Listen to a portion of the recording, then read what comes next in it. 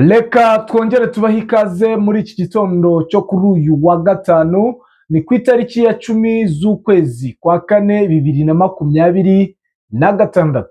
Ni ku munsi wa kane wo kwibuka mu rugendo rurerure rw'iminsi 100 jenoside yakorewe abatutsi, aho nkomeza gukangurira bamwe bagifite ingengabitekerezo ndetse n'ipfobya bya jenoside, aho bakwiye kwihana cyangwa bakareka iyo ngengabitekerezo kuko ntaho izabaganisha. Ndakangurira buri umwe uwo ari we wese ahari guharanira ko ibyabaye bitazongera kubaho ukundi. Ni update rero zituzanye muri iki gitondo, aho tuje kurebera hamwe ibikomeje kuba ku butaka bwa Repubulika Iharanira Demokarasi ya Kongo. Ihuriro rya AFC/M23 biravugwa yuko ryaba ryongeye kujya mu biganiro, ariko ubona yuko iturufu y'ibiganiro yabaye imbuzi y'ibitero karundura byo kwihimura kwa Korasiyo bahanganye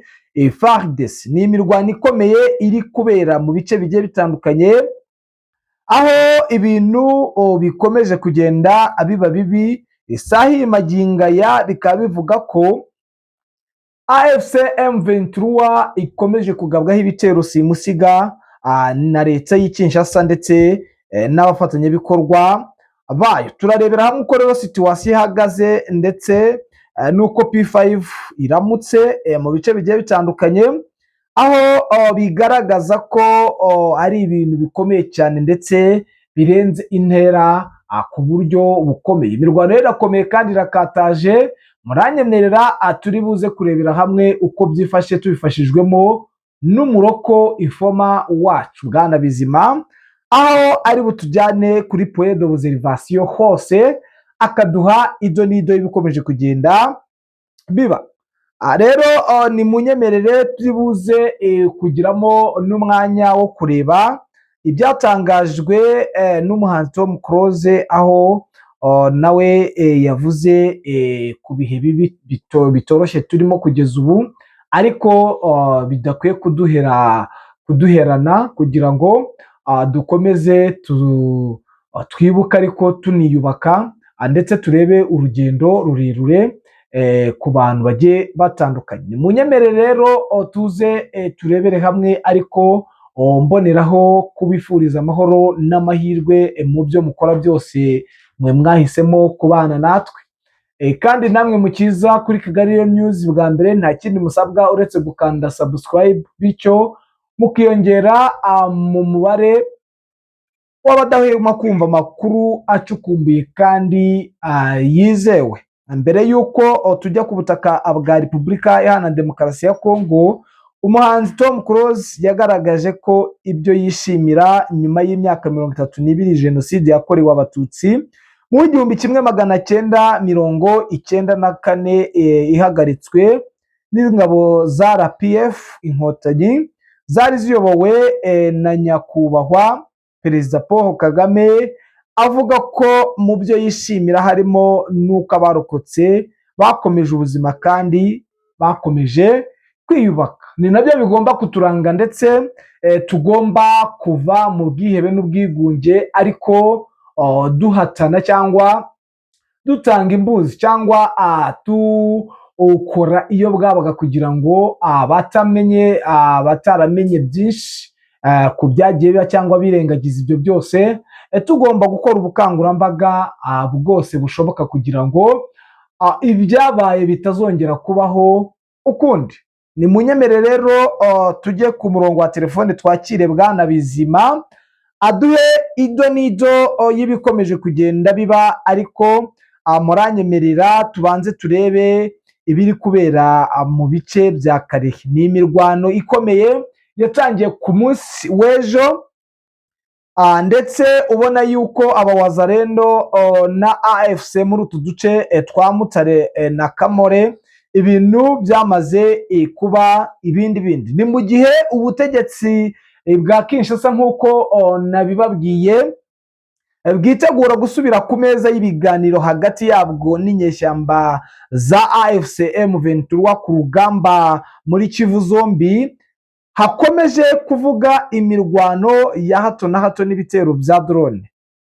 Ku wa kane ni ku itariki ejo ya 9 Mata havuzwe imirwano hagati y'inyeshyamba za M23 n'inyeshyamba za Wazalendo zikorana na FARDC mu bice bya Mutare na Kamore muri grupoma ya Ziraro, sheferi ya Buhavu muri teritwari ya Karehe muri Kivu y'Amajyepfo.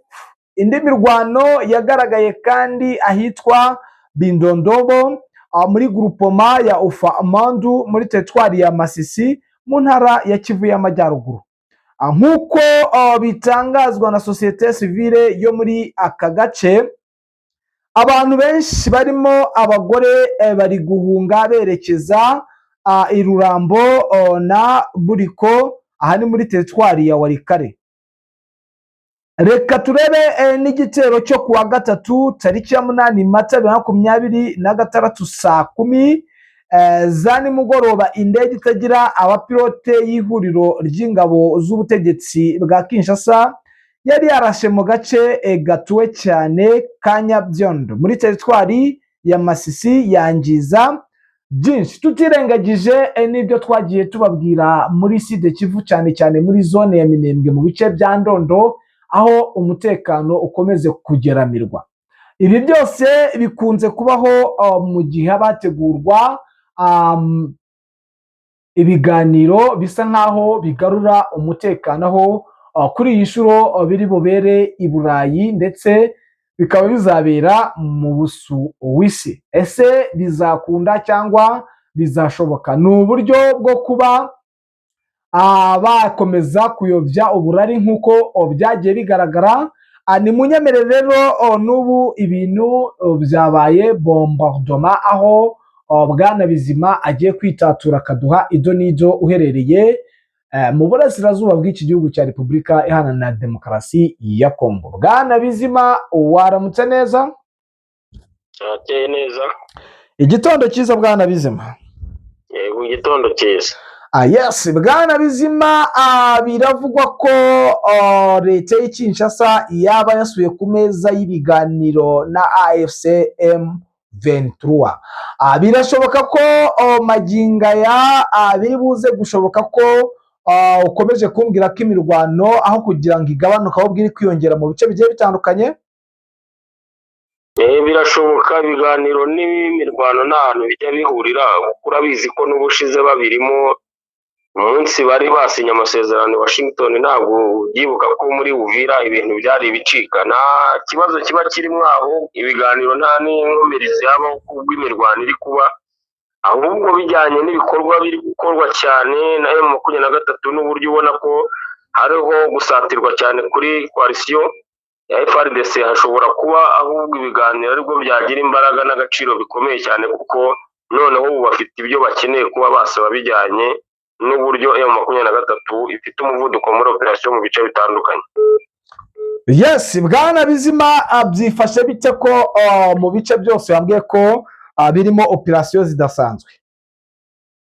Uko bimeze ni umugambi mushya, ubona ko M23 ikeneye ibisubizo byo ku meza y'ibiganiro, kuko ubizi ko neza ko inshuro zose bikorwa aribwo operation zisa n'izitangira ku ruhande rwa FARDC ndetse zinakomeye. Rero ubu ni ikintu ubona ko M23 yabaye nkaho yafashe impinduka cyane, ahubwo icyo yashyize imbere ni guhindura strategy ijyanye na operation ziri gukorwa hirya no hino, mu buryo ibiganiro na operation bisa naho biba bibusanye, ntaho bihuriye, kuko ubona ko FARDC bo yari yarabigize nk'umutego ko M23 yabaga yiteguye ibiganiro, ahubwo wasangaga isa naho itegereje ko FARDC yitegura operation zayo ku buryo buhambaye cyane, ndetse ikabasha no kuba isa naho itegereje kwigabwaho ibitero bitandukanye. N'iki gihe ubona ko noneho M23 ariyo iri ku advance mu bice bitandukanye muri Karehe ndetse werekeza Warikare ndetse no mu nce nyinshi za Masisi.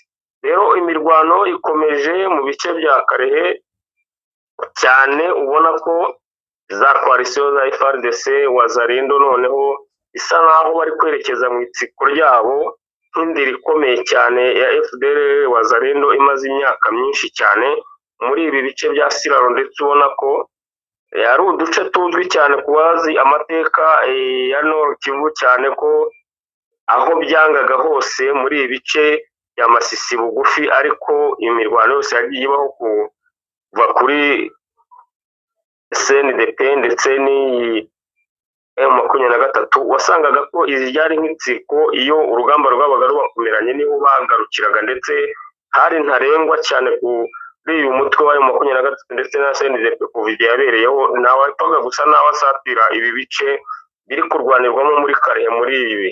Ibi rero biri kuba muri Masisi, ni muri iki gice cyerekeza Walikale muri Siraro, aho muri ibi bice hariho ibirindiro M23 yamaze gusenya bigera muri 50 muri agace ka Siraro, ndetse ubona ko iyi coalition iri muri ibi bice n'imwe yarwaniraga muri Gatoyi irimo ba Macano, ubu wari uri muri ibi bice bya Siraro, ndetse akaba bigaragara ko amaze no guhungisha abagore be babiri bari muri ibi bice. Ubona ko imirwano isa naho yakomeye cyane, bamaze kubona ko icyerekezo cya M23 ari ukwinjira mu bice bya Walikale ndetse na Kindu cyane bikomeye, ko ubona ko ariho misiyo yabo yerekeza, kandi ubona ko ibirindiro bya coalition byose mu bice bitandukanye muri ibi bice bisa naho biri kugenguwa bijyanye n'imirwano bari kwitegurira guturuka mu bice bitandukanye hirya no hino. Rero indi mirwano iri muri iki gice cya Gupoma y'Abahavu hano muri Katare na Kamore, aho ubona ko n'ubundi byabaye nkaho FRDC yabaye nkaho hano yakubitiwe ku rwego rukomeye, kuko yari imaze igihe isa naho ibi bice byabuzaga umutekano mwinshi cyane mu bice bya Rumbishi, ahangaha za Kamatembe, za Gatoyi werekeza za Ngungu, nta mutekano wajyaga urangwa muri ibi bice bijyanye ni coalition isa naho iri gusenywa muri ibi bice werekeza Butembo. Kandi ubona ko M23 yafashe nk'umwanzuro ukomeye wo kubakurikira, kuko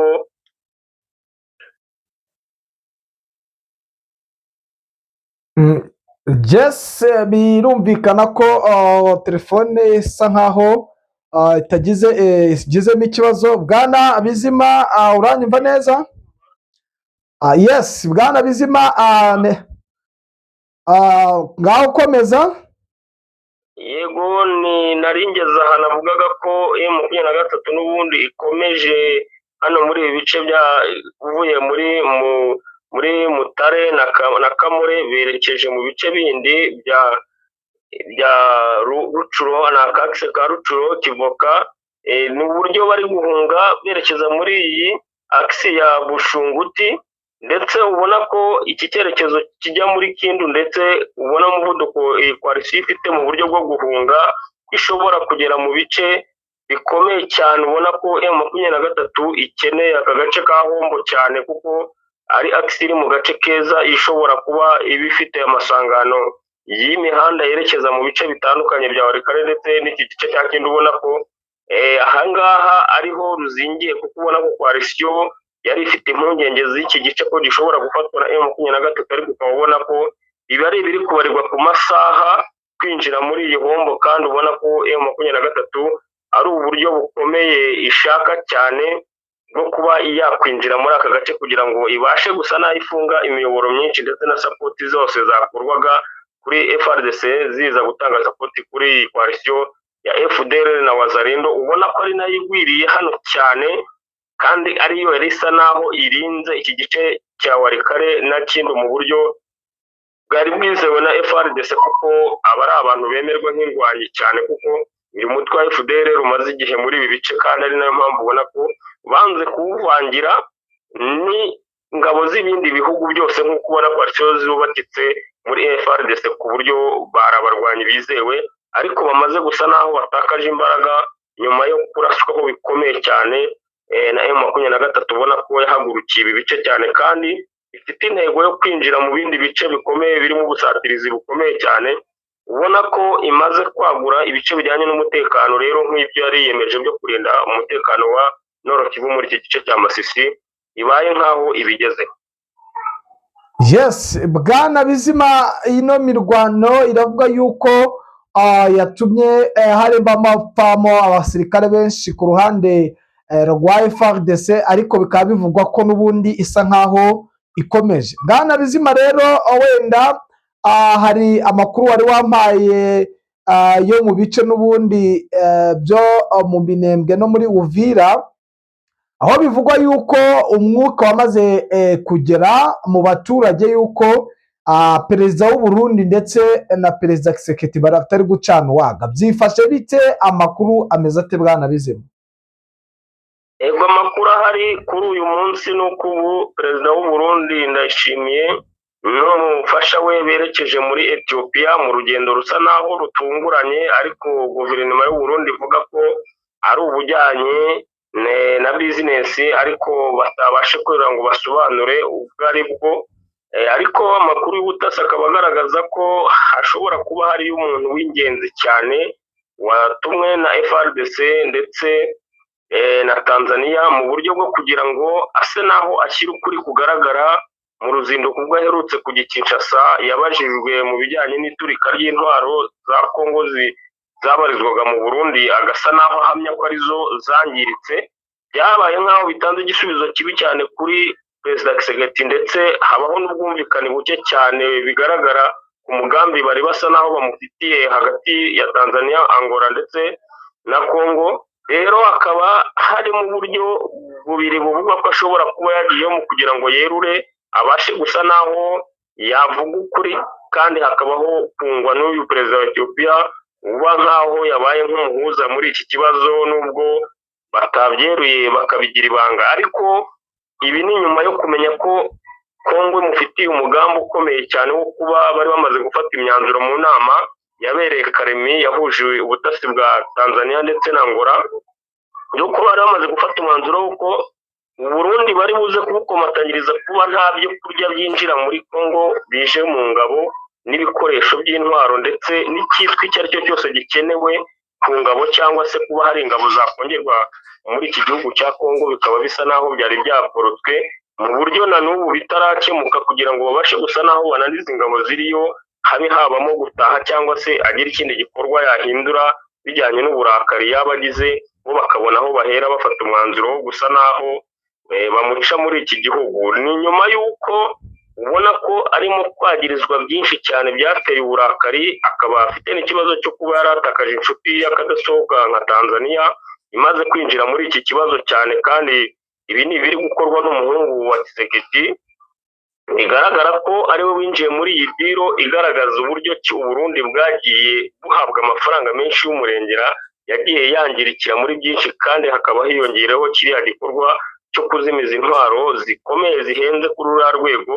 Ubona ko rero ari ibintu bikomeye Uburundi busa naho bugezemo cyane, kuko amakuru ahari ni uko aba bitwa utugara bari mu Burundi, hari amakuru agaragara ko bari gukora ubutasi bakoranye na Generali Masunzu mu buryo bwa FARDC, ari nk'intumwa ziriyo kugira ngo babashe gutohoza neza amakuru y'izi ntwaro aho zibitse mu Burundi hatandukanye. Kandi amakuru amaze gutangwa ni menshi cyane agaragaza ko nta ntwaro zigeze ziturikira muri iriya turika ryabayeho za FARDC, ahubwo zose zari zarabitswe mu bice bitandukanye mu gihugu cy'u Burundi. Ikindi bagirizwa cyane kiri guteza impaka hagati y'u Burundi na Tanzania ni uburyo umufasha w'umukuru w'igihugu cy'u Burundi yafashe amasoko akomeye ajyanye n'ibikomoka kuri peteroli muri Tanzania, akaba amaze kwamburayo kampani nyinshi cyane, byateje umwuka mubi cyane ku buryo ubona ko mu mibanire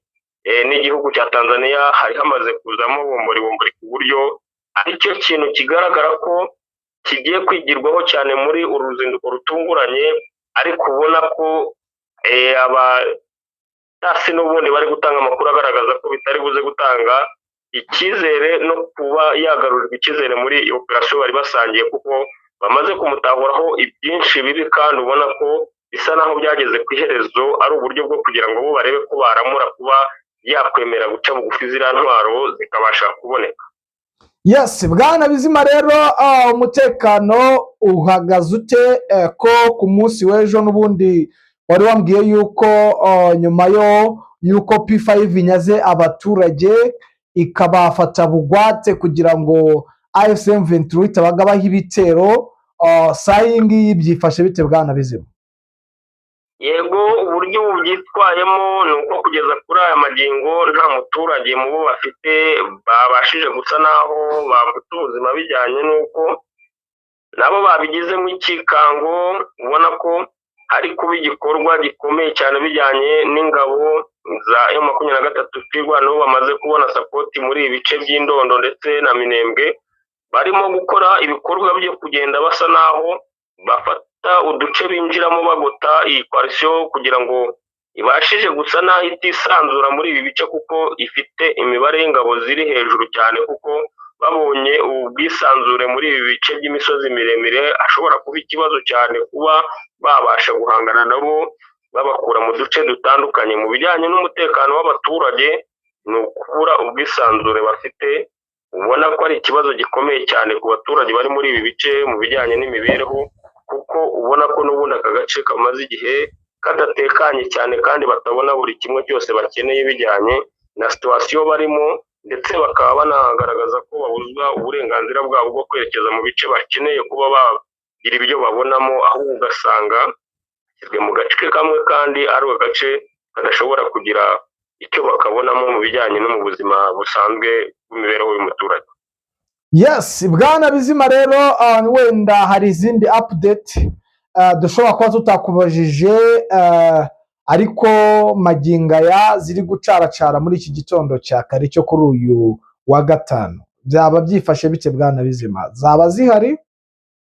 Ubwo ni amakuru yagaragara kuri General Edi Kapendo, uyu niwe ufite amateka unazwi cyane mu gihugu cya Congo ndetse no muri East Africa, kuko uyu niwe ushinjwa kuba ari we warashe se wa Joseph Kabila, Laurent Desire Kabila, igihe cy'imyaka itambutse myinshi, akaba ari we wari komanda region muri iki gice cya Katanga, uvuga ko yaguye muri ambushi ya MDKC, ndetse akaba ataramenyekana amakuru niba yafashwe bugwate cyangwa yitabye Imana, kuko yarasiwe mu modoka ebyiri hakabasha kuba hashemwe imwe, indi ikabasha gukomeza urugendo yari yigiyemo, ariko hakaba nta makuru aratahurwa neza ko yaba yakomezanyije n'iyagiye cyangwa akaba yabashije gusiga ubuzima muri iyi yatwitwe. Rero ni amakuru ataranozwa neza, ariko iki cyo cyabayeho cyo kuba yaguye muri ambushi, ikitaramenyekana ni ukumenya uko ubuzima bwe buhagaze.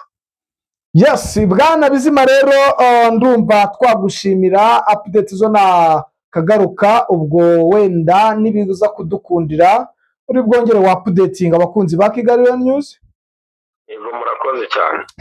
Namwe bakunzi ba Kigali News, reka tubashimire tubifuriza amahoro y'Imana ndetse twihanganisha bikomeye abari muri zone y'intambara, abarwayi ndetse n'abari mu bihe bigoye, kuko iki gihe cyo kwibuka abari igihe cyo kwibuka ibyahise, ariko biba bitoroshye, mboneraho kubihanganisha, ariko mvuga nti intera bimwe guheranwa n'agahinda ni uguha icyuho inkozi z'ibibi, niko nge nakabaye mbivuga. Ni munyemerere rero mbifuriza amahoro y'Imana ndetse no kugubwa neza, Imana ikomeze ibane namwe.